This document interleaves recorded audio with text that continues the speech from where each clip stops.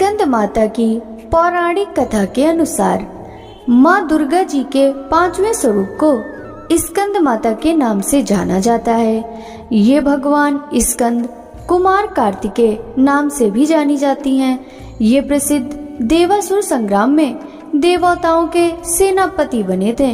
पुराणों में इन्हें कुमार और शक्तिधर कहकर इनकी महिमा का वर्णन किया गया है। इनका वाहन मयूर है, अतः इन्हें मयूर वाहन के नाम से भी अभिहित किया गया है। इन्हीं भगवान स्कंद की माता होने के कारण माँ दुर्गा जी के इस 5वें स्वरूप को स्कंद माता के नाम से जाना जाता है। इनकी उपासना नवरात्रि पूजा के 5वें दिन की जाती है। इस दिन साधक का मन विशुद्ध चक्र में अव्यवस्थित होता है। इनके विग्रह में भगवान स्कंद जी बाल रूप में इनकी गोद में बैठे होते हैं।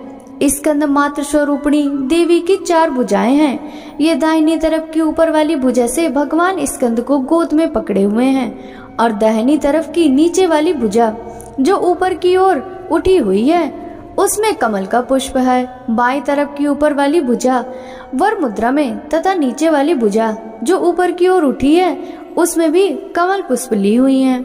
इनका वर्ण पूर्णतः शुभ्र है। ये कमल के आसन पर विराजमान रहती हैं। इसी कारण से इन्हें पद्मासना देवी भी कहा जाता है।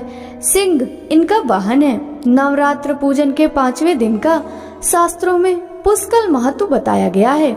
इस चक्र में अव्यवस्थित मन वाले साधक की समस्त बाह्य क्रियाओं का चित्त वृत्तियों का लोप हो जाता है। वह विशुद्ध चैतन्य स्वरूप की ओर अग्रसर रहा होता है।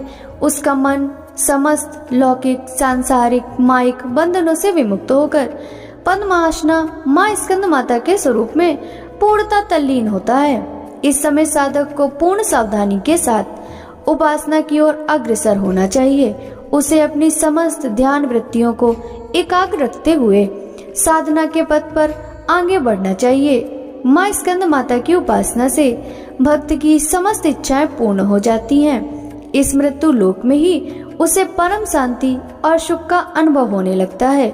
उसके लिए मोक्ष का द्वार स्वयं सुलभ हो जाता है। स्कंद माता की उपासना से बाल रूप स्कंद भगवान की उपासना भी स्वयमेव हो जाती है। यह विशेषता केवल इन्हीं को प्राप्त है।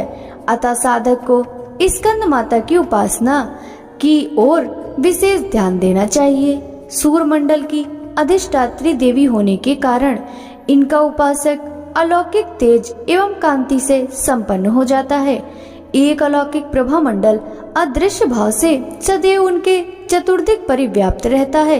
यह प्रभा मंडल प्रतिक्षण उसके योगक्षेम का निर्वहन करता है। अतः हमें एकाग्र भाव से मन को पवित्र रखकर माँ की शरण में आने का प्रयत्न करना चाहिए।